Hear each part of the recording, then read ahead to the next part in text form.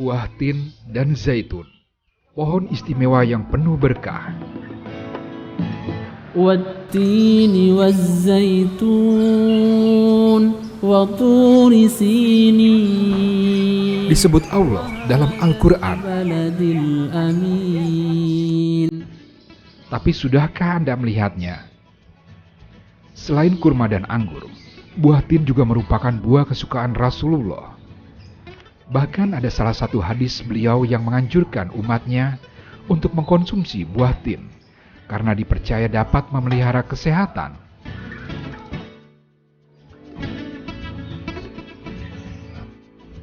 Begitu pula dengan buah zaitun. 7 kali dalam Al-Quran, zaitun disebut sendiri atau disanding dengan buah-buahan lainnya. Ini menandakan betapa zaitun menjadi pohon yang diberkahi Allah Subhanahu wa Ta'ala. Pohon tin dan zaitun banyak tumbuh di Bukit Sinai Mesir dan wilayah padang pasir di negara-negara Timur Tengah. Dalam ilmu kesehatan, kedua pohon ini memiliki banyak manfaat.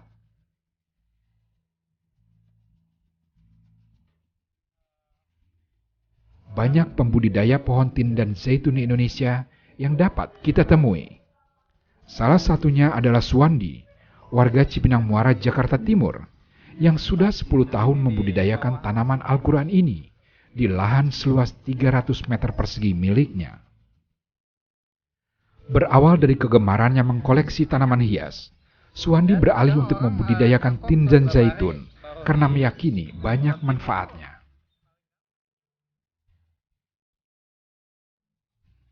Mendapatkan bibit dari Timur Tengah, Suwandi mempunyai trik agar tanaman tin dan zaitun miliknya dapat tumbuh dengan baik. Selain dicangkok, di stek aja, ditancepin aja, insya Allah hidup. Bisa besar kayak pohon mangga, gitu kan? Dan subhanallah, tanpa musim. Semakin panasnya semakin bagus ya, artinya semakin kena full, tin lebih bagus, ya, kemanisannya lebih bagus. Seperti Suwandi, Wawan Kurniawan, warga Cipinang, Jakarta Timur yang satu ini pun memanfaatkan lahan kosong terbatas di atas rumahnya untuk berbudidaya tanaman tin dan zaitun. Tidak seperti pohon tin yang dapat mudah ditanam dan dapat berbuah kapan saja. Pohon zaitun di Indonesia dapat tumbuh berdaun lebat, namun masih sulit untuk berbuah. Di luar negeri itu kan iklimnya, kalau malam bisa dinginnya bisa minus derajat, kalau siangnya itu bisa panas banget. Nah itu yang ternyata yang bisa membuat dia berbunga katanya. Berbunga lalu dia jadi buah. Sebagai tanaman istimewa, pohon tin dan zaitun memiliki kandungan yang sangat bermanfaat bagi kesehatan tubuh, baik buah maupun daunnya. Jadi buah tin itu bagus banget, dia antioksidan. Kandungan antioksidan itu banyak sekali. Tentu saja kalau kita lagi berpuasa, dengan adanya tambahan antioksidan dari salah satunya dari buah tin ini akan membantu kita supaya kita tidak cepat sakit, kulit tetap terjaga, kesehatan kita juga lebih tetap terjaga. Selain daripada vitamin, dia juga ada mineral. Salah satu yang lumayan ada di buah tin adalah kalium.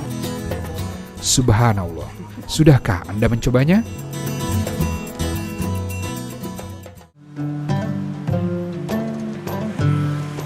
Di antara deretan ruko di kawasan Pecinan, tak jauh dari Pasar Baru, Jakarta Pusat, terdapat sebuah bangunan menyerupai kelenteng. Namun begitu didekati, bangunan berwarna merah dan kuning yang mencolok itu adalah sebuah masjid. Masjid Lao-Tse namanya. Berbeda dengan masjid kebanyakan, Masjid Lao-Tse tidak memiliki kubah ataupun menara. Sebagai penanda bangunan ini merupakan sebuah masjid adalah dengan adanya papan besar yang bertuliskan Yayasan Haji Karim Oi dan papan kuning kecil bertuliskan Masjid Lao-Tse. Sebelum masjid ini berdiri, seorang tokoh muslim keturunan Tionghoa yang sukses bernama Haji Abdul Karim Oi mengawalinya dengan mendirikan Yayasan Haji Karim Oi Chen Hien. Semangat syiar dan dakwah Islam di kalangan etnis Tionghoa lah yang pada akhirnya mewujudkan berdirinya Masjid Lao-Tse. nama beliau setelah beliau meninggal tahun 1998 akhirnya dipakailah namanya sebagai nama yayasan, didirikan oleh beberapa tokoh ormas Islam ya, ada dari Muhammadiyah, dari NU, dari Ijmi, Kahmi, dari Al-Wasliyah, dan dari tokoh Cina Muslim ya, itu mendirikan yayasan ini, dipakailah nama beliau. Nah sejak itulah mencari tempat untuk tempat kita menyampaikan dakwah Islam ya ke kalangan Tionghoa. Selain tempat beribadah, sejak tahun 1997, Masjid Lao Tse juga menjadi sarana bagi warga pecinan Jakarta yang ingin memeluk dan mendalami agama Islam. Para mualaf yang bersahadat di Masjid Lao Tse rutin mendapatkan pembinaan dan pendalaman tentang Islam setiap hari Minggu siang. Jam 1 siangnya kita khusus untuk mualaf-mualafnya yang baru masuk Islam, seperti tadi baru syahadat, dia kan mungkin baru belajar sholat, kita walaupun usianya udah lanjut, bahkan udah ada 60-70 tahun baru belajar sholat, baru belajar baca Quran, Iqra gitu. Jadi kita memang siapkan untuk hari Minggu ini untuk saudara kita yang baru masuk Islam itu untuk belajar di sini. Kegiatan-kegiatan di Masjid Lao Tse inilah yang memang dinanti-nanti agar para mualaf keturunan Tionghoa dapat mendalami Islam dengan lebih baik lagi. Pertamanya sih sulit. Sekarang aja belajar ngaji rasanya susah gitu. Dilafalinnya gitu ya. Harapannya sih saya maksudnya lebih maju lagi, lebih imannya lebih itu lagi, walaupun minoritas dalam keluarga gitu. Lebih kuat lah imannya.